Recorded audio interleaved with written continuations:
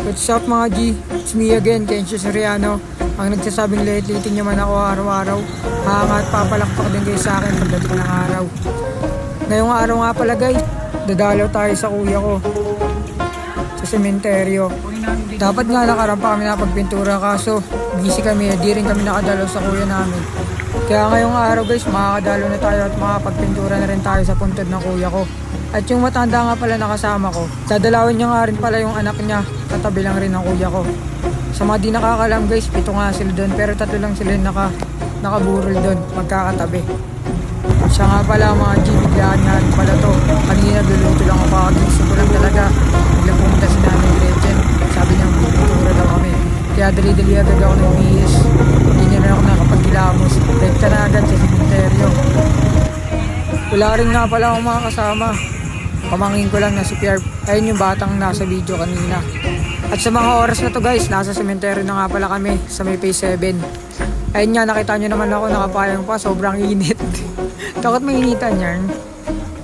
Joke lang guys, syempre, nagpayang tayo. Tsaka yun yung pamangkin ko nga pala guys na si Pierre. Follow nyo na rin yung FB niya. Pati yung page niya na ginawa. Supportahan nyo rin siya guys. Diyan guys, nandito nga kami sa puntod ng kuya ko. Ayun nga pala silang 3. At diyan guys, nilinisan na nga pala namin yan. Wawalis na rin namin. May nakatago kami diyang walis so para pag pupunta kami hindi na kayo magbibit-bit. Ayun yung kuya ko guys, nakita nyo naman napakarami ng lapidan niya, diba? Kaya yan, dali-dali na agad binalis.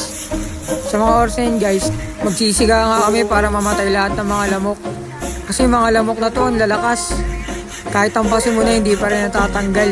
Nakita nyo naman guys, nagsimula na rin si kuya magkaid ng puntod ng kapatid niya. At syempre ako rin guys.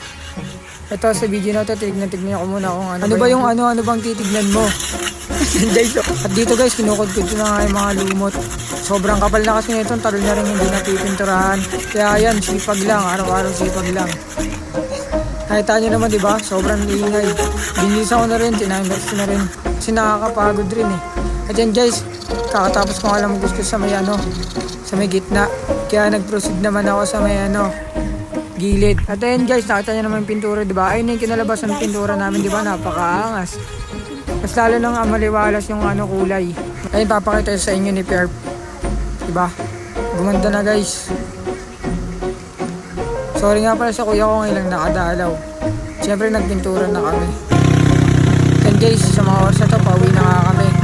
Pagod, gutom, yung nangyari. Kaya kayo nanonood, maglaging follow na kayo. Love you all. Bye bye.